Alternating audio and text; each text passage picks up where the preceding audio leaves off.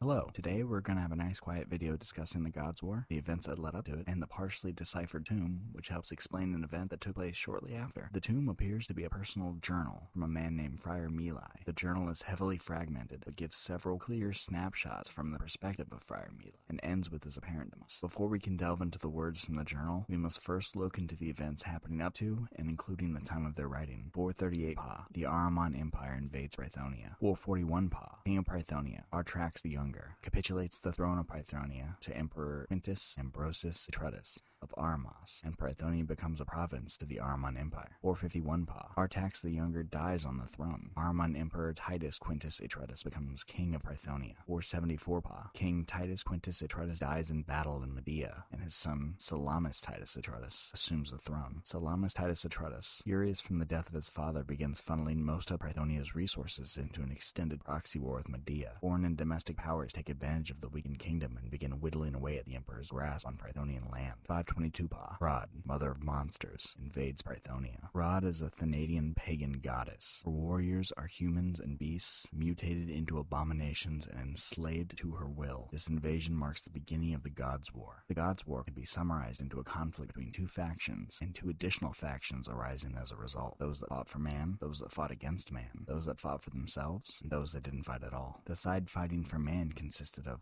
Kornos, lord of beasts, Baal, god of forge, Apollonius, goddess of the hunt, Myrmidon, goddess of battle, Mithras, bringer of light, Vaisha, handmaiden of the dawn, Lu, king of battle, Lyra, singer of the sovereign song, Lud, the good strong hand, Mond, king of men, Nud, the sure steady hand, Og, god of magic, Manan, god of the seas, Kith, god of protection, Netet, keeper of the word, and Melandra, mother of mercy. Those fighting against man consisted of Samhain, the prideful one, Holmus, the relentless conqueror, Morag, queen of blood and battle, Tyrannus, lord of the sky, Anwin, the cursed one, Mor, keeper of the dead, Rod, mother of monsters, Korsh, the great devourer, Abag, god of murder, the Sithril, demon prince of fear, Scython, demon prince of insanity, Malbogia, demon princess of lust, Belfgor, demon prince of sloth, Baal, demon prince of rage, and Mephistopheles, demon prince of entropy. Those that fought for themselves consist of Hoenn, god within the earth, Jadaxi, bringer of chaos, Indestria, goddess of revolt, Louis, goddess of trickery, Timaris, queen of fortune, Dag, demon prince of gluttony. Those that did not fight at all were Arel, ever queen of the fairy, Iana, goddess of alchemy, Ilan, god of symbols, Ostri, goddess of hearth and home, Udin, vision of beauty, Wotan, god of knowledge, Resti, keeper of secrets. 524 Pa, Salamis Etrutus ascends the throne of Brythonia after his father is slain in combat against a demon in Medea. 529 Pa, Salam, with the help of the goddess Vaisha and maiden of the dawn, drives the forces of Harad back into Normandor and slays the goddess himself. He is mortally wounded in the battle and dies shortly after. This brings an end to the Gods' War. Salam and his four closest allies are named as saints. With the death of Salem, the Emperor of Airman falls as well, leaving the throne in the hands of Pope Romulus III, who eventually grants the throne to Bertrand I.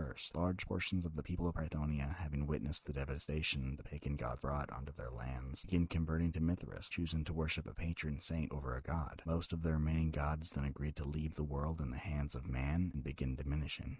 Now on to the journal. There are 5 fragments. I will break them down individually. First, and it was here, amidst the ruins of our former stronghold, that the Radagoth fell upon us, and St. Margonus met their champion, whom they called Ironbat. The former stronghold is referring to the fortress that St. Salem constructed in Norbador. It fell in Harad's initial attack. It is also the resting site of Harad's body, which corrupts the land still to this day. The Radagoth were the mutated abominations Harad used for warriors. This passage is most likely referencing the final battle of the war. After this, several pages are missing, presumably containing details of the battle. The next fragment is that of St. Salem, who we had been traveling to inter, what was called Lateralissus, or more plainly, the Dawnbringer. This is referring to the death of St. Salem and his burial, which happened around a week after the final battle. Vaisha carried a spear, but Salem carried a sword, which is what was used to strike down Harad. It's likely Vaisha commissioned Val, god of the forge, to construct a sword for Salem to aid him in battle. The next fragment is found within the same passage.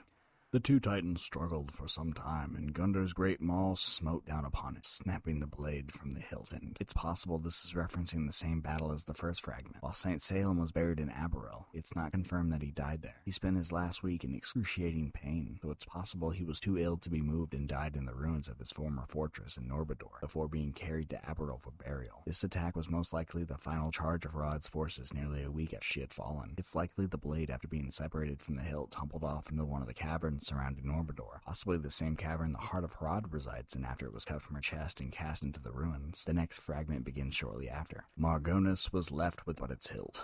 It was brought then to that spot upon the river where they had wept with their goddess, and left in the charge of young brother Dendi, who had apprenticed with Grand High Nominus Malachlor. When St. Salem died, the goddess Fascia wept, and her tears sprouted a tree near the tomb of St. Salem.